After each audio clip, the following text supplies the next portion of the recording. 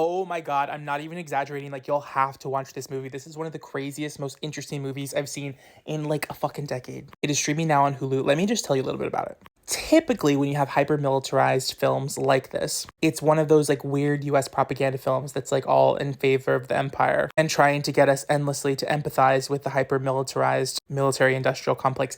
This film's the opposite. This film shows how destructive and violent and cruel and exploitative the US military and the US empire has been. It is so many interesting things. I think the only way that I could possibly talk about it is to like read the little thing that I wrote on Substack. So I'm just going to read it to you real quick because I'm going to be too excited and trip over my words. Oh wait, even better. I already posted a photo series about it. So I'm going to like read that aloud to you because I know y'all didn't check those photos. In the words of Shania Twain, let's go girls. So like District 9, which is about South African apartheid, the creator, spoiler warning, essentially argues that the US military and military industrial complexes like it function and prosper off the destruction, and then those words.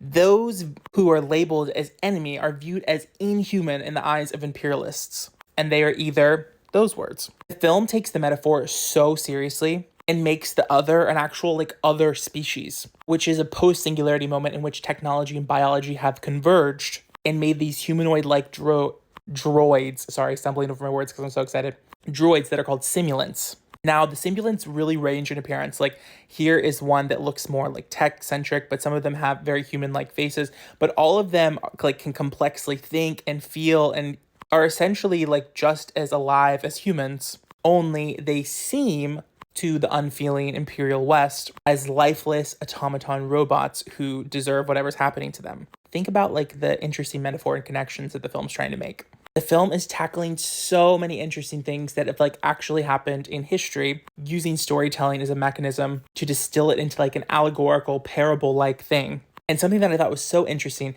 is that the simulants, like, they don't want to do to America what America has done to the simulants. Their only goal is to stop the fighting. They just like want an end to the violence. They don't want to like basically harm or, you know, insert word to the Americans. They just want to end the violence because they want to preserve their species. Beyond this kind of like geopolitical metaphor, which is highly applicable to like every single major global conflict in which the US has been involved, there's also like a huge discussion taking place about AI, its perceived dangers, the idea of AI sentience, and so many other things. The film also kind of gets into what it means to sell your likeness or to have a bit of your brain matter scanned so that you could have a replica of your consciousness. Other shows have done this like years and years, that Russell T Davies show. This show doesn't go into it as much because it's like a movie that's focused more on that kind of A plot that I was telling you about. But it's seriously incredible, yo. Like, this is the movie. Tell me why there's one of the only big budget sci-fi thrillers I have ever seen that is like the inverse, where it's like showing the US empire for what it is.